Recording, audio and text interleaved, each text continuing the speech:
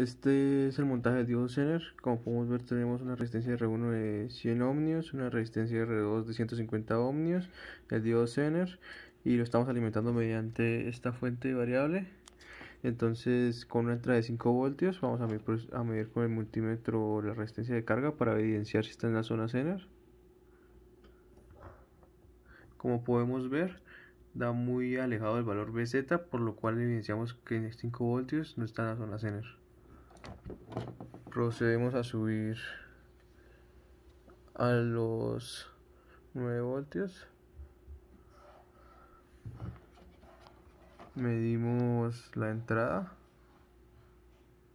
aproximadamente 9 voltios, y ahora medimos la salida, que es 5.2 voltios. Como pueden ver, aquí ya se aproxima mucho al 5.1 de valor BZ que tiene el diodo Zener, por lo cual podemos evidenciar que está trabajando a 9 voltios. Ahora procedemos a subir a 12 voltios la entrada de la fuente.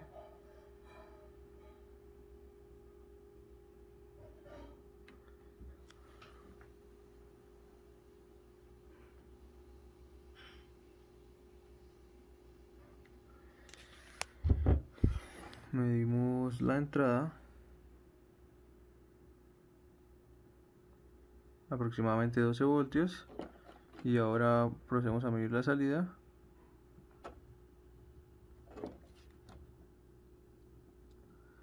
Eh, 5.3 voltios, con lo cual podemos ver que también está en la zona Zener. Primera configuración de amplificadores operacionales. Para este montaje se usó un amplificador LM741, una resistencia de R1 de 1K y una resistencia de R2 de 3K. Para esta resistencia de 3K se generó conectando tres resistencias en serie de 1K. Esta resistencia se escogió para alejarla de la resistencia mínima con la que pasaban medio vatio, que ya que se contaban con resistencias de medio vatio, y se usó un K, que es mucho mayor a la resistencia encontrada, para alejarlo de la potencia máxima disipada. Se alimentó el amplificador operacional por medio de una fuente simétrica generada por medio de el cargador proporcionado por el laboratorio, y una fuente regulada en casa con el mismo voltaje entregado por el cargador. Ya una vez con esto, se procede a medir con el osciloscopio la señal de entrada, que está regulada por el generador de funciones, el cual es una señal de voltaje pico de 3 voltios, frecuencia 1 kHz, y se mide con el canal 1 del osciloscopio. Con el canal 2 del osciloscopio medimos la salida del amplificador operacional.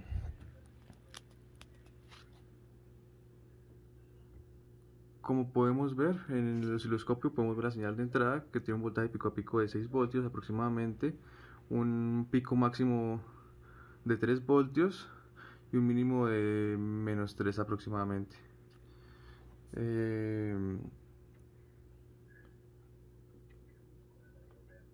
La señal de salida, como se evidencia, tiene un voltaje pico a pico de 22 y un máximo de 11.4, que se aproxima al resultado encontrado en el resultado solicitado por el laboratorio.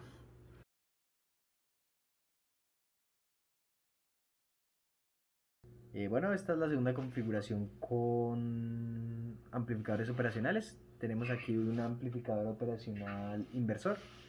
Para esto utilizamos para realizar el circuito utilizamos un amplificador LM741.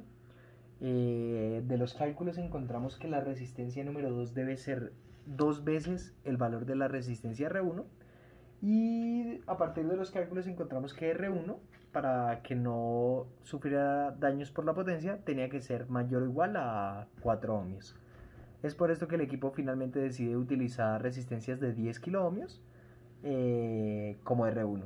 Entonces aquí vemos esta resistencia, y para encontrar R2 usamos dos resistencias de 10 kiloohmios en serie.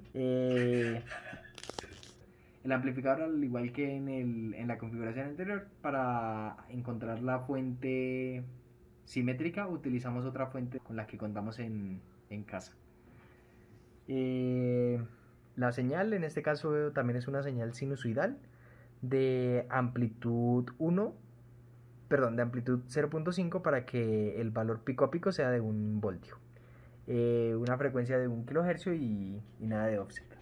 Aquí podemos ver la gráfica de esta señal y si encendemos el segundo canal del osciloscopio podemos ver la otra señal, que es la señal de salida, que vemos que es una señal sinusoidal de amplitud 1 voltio con valor pico a pico 2 voltios como se pedía en la guía.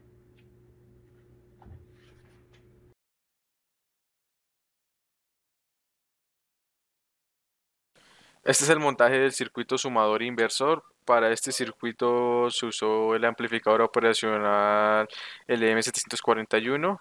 Se escogió como resistencia R1 una resistencia de 100 ohmios y se alimentó por medio de la fuente proporcionada por el laboratorio y una fuente variable que se encontraba en casa. Eh, Como señal de entrada se usaron las dos señales que podemos sacar del generador de señales, la cual es una señal sinusoidal con amplitud variable y una señal cuadrada de amplitud de 0 a 12 voltios. Y estas dos señales se configuraron a 10 kHz como era indicado en el laboratorio. En el canal 1 vamos a conectar del osciloscopio después del divisor de tensión de la señal cuadrada. Eh, el canal 2 va a medir la señal de sinusoidal de entrada. El canal 3 va a medir la salida. Como podemos ver en el osciloscopio, la señal cuadrada de entrada es una señal que está a 10 kHz y tiene una amplitud de